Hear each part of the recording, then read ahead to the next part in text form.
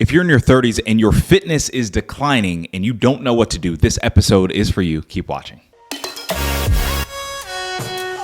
Welcome back to the Chasing a Greater Vision podcast. I'm your host, Rickey Jasper. Today's topic is tips for getting fitter in your 30s. Now, why I love this topic is because I was an online personal trainer and a personal trainer for years, NASM-certified, all this stuff, and I really saw the issues that people had in their 30s. Then I hit 30s and I realized, okay, here's some things that are applicable and how we can change how we go about our fitness in our 30s. Now, the solution, I'll run these down for 4 easy ways. Number 1, you have to challenge yourself like you were in high school. Number 2, prepare. Number 3, stop complaining. And number 4, get your nutrition in check. Now, the problem when it comes to fitness in our 30s is interesting, but it's not something that's crazy out of the ordinary. So what happens is when we hit our 30s, we're told going into our 30s, oh, by the time you hit 30s, you're not going to be as flexible, or all of these physical ailments are going to happen, and you're just not going to feel the same as you did in your 20s, and so on and so forth. Now, there is an element of when you age, things change up, things break down, but it's also because there's a lot of preventative maintenance that is not done. Now, what actually changes when we hit our 30s or when we're nearing our 30s? Our activity typically declines because we might be in a relationship, we might have kids, we might be really focused on our career, so we're just really sitting, behind a computer at a desk all the time. So our activity drastically declines. We spend so much time sitting down. We have more money, so our leisure is different, right? So in our leisure time, we do other things aside from working out, aside from, back in high school, practicing sports, or even in college or things like that. We don't stretch. Like, we just don't. For whatever reason, we just neglect it. We act as if, oh, we're old and archaic and there's nothing we can do about it. And we complain and we go to the doctor to get medications. But when it comes to stretching, we don't spend 5 to 10 minutes a day limbering our bodies up. And then we actually don't have any athletic goals. So that's the problem. That's, there's a lot of, other issues, but from what I've seen, from my viewpoint, from areas that I've been able to help the most, these are the things that I've seen become the most prominent problems. These are all things that are very well within our control. These are all things that we can change. These are all things that we can really change our mindset around it, which is going to change our activity. And I'm speaking from experience because I'm 33 now and I feel more fit than I was at 23. I can't explain it, but it's because I've changed so much of my habits and so much of my actions that my fitness level now I feel like is on a different level than when I was at my early 20s and my mindset around it. So we're going to get right into it. Our tips and tricks. Number 1, challenge yourself like you were in high school. Now, when I was in high school, my only goal was to play Division I college basketball. Now, I knew that I didn't have a chance of getting a scholarship to a Division I team. I knew that I would have to go try out, walk on. Any sort of offer that I did get or looks that I did get were at Division II, Division III schools, right?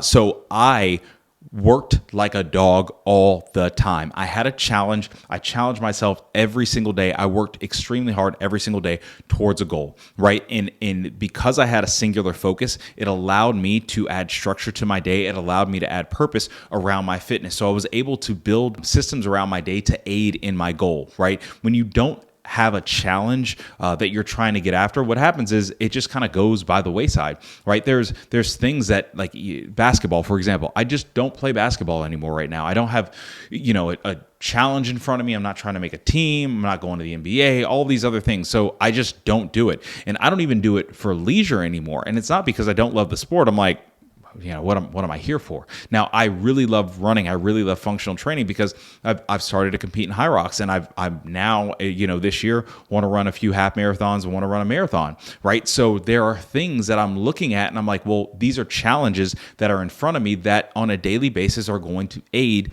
in my fitness level in my 30s. It's going to aid in how I go about my day. I have to carve out time in order to do that, right? And then there's also small challenges on a day-to-day basis, right? I have a few down. Stretching. Prime example, five days a week, Monday through Friday, before I go to bed, I lay in bed and I have a stretching band and I stretch for 10 or 15 minutes. And it's my wind down time. The lights are off. I'm just able to wind down. I'm able to stretch. I wake up in the morning. I am feeling extremely limber and I feel completely recovered. And that's a small goal that I have. That's a small challenge to myself. Stretch at least 5 days a week. Working out. working out 6 days a week. That is a goal that I have. Now, some workouts might look different than others. My 6 days a week might be your 2 days a week, but it's a goal that I have. They're small goals that I set up each week to do.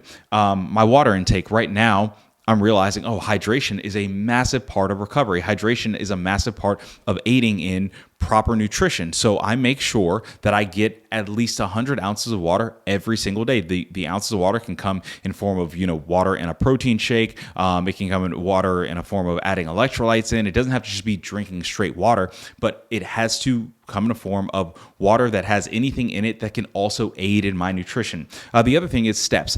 I have a goal to go at least 10,000 steps a day. Now, I far exceed that goal almost every day except for rest days and except for days where I don't run. So on those days, I'm cognizant of, I have to go and take the dogs out on an extra walk. I have to go and do some of the things because those are goals that I have. So when you challenge yourself and you have these micro goals, what it does is it adds to the macro. The macro is getting fitter and getting fitter in your 30s. And what you'll see is some of these micro goals, they're easier to accomplish and it doesn't take a whole lot of time, but you have the goals and you have the challenge and that's going to help you. Number 2, prepare. So when I moved from San Diego to Texas, life changed, right? How my workout schedule changed, my work schedule changed, my location changed, all of this. So what I had to do was I had to make sure that I was preparing differently in this season of life, right? So right now also, I run a whole lot more. I used to hate running. Going out for 5 miles on a run was a mentally stressful and taxing thing for me like 24 hours before, because the next morning I was like, I got to get my clothes. I got to get, the supplements. I got to get this. I have to eat it. I do all this other type of stuff. So I had to do a bunch of prep work right before. When I started really enjoying it was the night before. I had my clothes laid out. I had my pre-workout meal laid out. I had all any sort of gels and all the stuff that I had that I needed for the run. I had it all laid out. So in the morning, I just had to get up, put myself on, stretch, and I'm out the door. By the time I'm out the door, I'm like, all of this mental energy that I spent before preparing and planning like the day of or the morning of, I now have so much mental space and mental clarity. So by the time I'm like already a mile in, I'm like, this is great. So I'm running longer.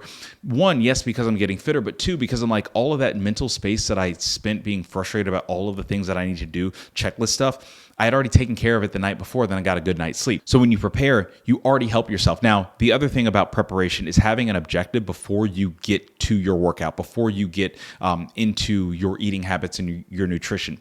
Having an objective is so key, because what it does is you allow yourself to have a benchmark of something that you've hit or not hit. It's measurable, right? So when I go out for runs, almost every time I go out for a run, I have a mileage that I want to hit, or I have a pace or a cadence or anything that I want to hit. And I make sure I have that because it tells me, am I on track or if I'm not on track? And so when you have that, that helps so much more. So you want to make sure that you're prepared from an actual physical preparation, and you want to make sure you're prepared as in when you step into your workout, when you step into your nutrition, you have a plan in place. And so when you follow that plan, you can follow it mindlessly, and you can already see the metrics, and you can already check off success off your box. You can see your success and you can check it right off. So make sure that you are preparing. Number 3, this is a very important one. Stop complaining. I have no time for this. I have no time for complaining.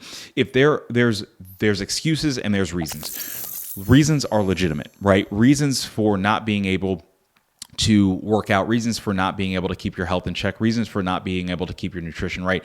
Those are legitimate, right? It's like, you might have a physical ailment. You might those are legitimate.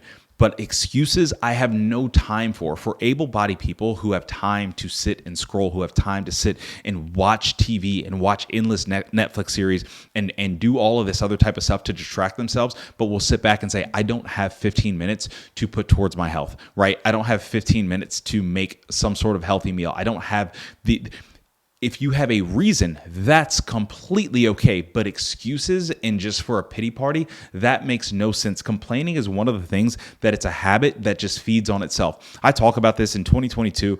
Carly and I went to couples therapy because mentally I felt like I was just going through brain loops, right? And it just wasn't helping. I felt completely stressed out. I had, a lot of anxiety going on, and I was just going through mental loops. And the reality was, it was because when a trigger happened, I would do the same thing and I would get the same result. And I would keep doing that, and I keep doing that, and I keep doing that. Now, the thing why I kept saying I keep doing that is because it made that path stronger, right? So think of it like this. If you are outside and you are on a hike, right? If you keep walking a certain path, overall, the terrain that you're walking, the grass is going to die because you keep stepping on it. So the path is going to look smoother. It's going to be easier for you to keep going down that path, keep going down that path. Now, this other path that you used to take, you're not going down that. So the grass is going to grow. You're going to start to see shrubs in the way, all that stuff. So the path is going to basically be completely washed out, right? So that's what happens when it's consistent excuses and no action. You keep going down and this path, and it becomes easier to go down that path. And when you look at the other path, the working out, the stretching, the getting your nutrition right, you almost can't even see the path. And the first time that you do it, it's so hard to get through because you haven't paved that way. So understanding that as you're going through that path, it's going to be a little bit harder the first few times because you haven't made the habit. Complaining only makes doing the wrong things easier. So if there's anything that you can do, it's stop complaining. Sometimes I have to set goals and I'm like, today, I'm actually just not going to complain. This is far outside of just fitness stuff, right? Because I'm like, what this is going to do, it's going to be a slippery slope. It's going to make it easier for me to complain the next day and the next day and the next day. And if I just keep going down this, and what I'm going to do is I'm going to look for areas of why I can't do something. I'm going to look for areas of why this is too hard for me, right? So what you definitely also want to do is look at other people who are doing the things that you want to do and see how they progress through it with a busy schedule, with, a family, with a hectic career. It's possible. These things are possible. Getting fitter in your 30s are possible. If somebody can do it, and if somebody's doing it, you can. Now, yours might look different than somebody else's, but it's possible. You don't always have to complain. You don't always have to have a pity party for yourself. Again, there's legitimate reasons and there's excuses, as you can see by now, by my tone, by my very passionate explanation. I don't have a lot of time for excuses because I don't think that they move the dial forward at all. They don't move the needle forward. They don't help you get better. They don't help the people that are watching you get better at all. So stop the excuses. And number 4, get your nutrition in check. Now, this will be kind of a quick one because, nutrition is a whole different thing. I like to make this very, very simple. Anytime I feel like my nutrition's not in check, now this happens during the holidays, this happens during vacation times for me, this happens when, if I don't have a goal. What I do is I'm a little bit lax with my breakfast. Like I'll have, bacon every day and I'll add on, 3 slices of toast instead of 2. I'll have 3 eggs instead of 2. I'll have dessert at night. I'll do some of these things and those will be consistent things. Because if I don't have a goal, I'm like, well, this isn't hurting anybody and this isn't hurting a goal. But what happens is I realize that I'm building in consistency of not the best nutrition habits. So what I do is I take inventory of every meal that I'm typically eating because I'm consistent. Either I'm consistently good or consistently bad. And I say, okay, from this meal, I am going to start pulling back for 1 week. I'm going to pull back. Instead of 3 slices of bacon, I'm going to pull back to 2, right? And so I just start slowly pulling back, right? Because I'm not someone who says, you only have to eat clean and that's the only way to do it. I don't think that's real life. I don't think that's not how I structure my day, how I structure my life. So I don't like to coach and help people in that realm structure their day just like that, unless they really want to, right? But I start to identify areas that I can slightly make modifications and then I habit stack.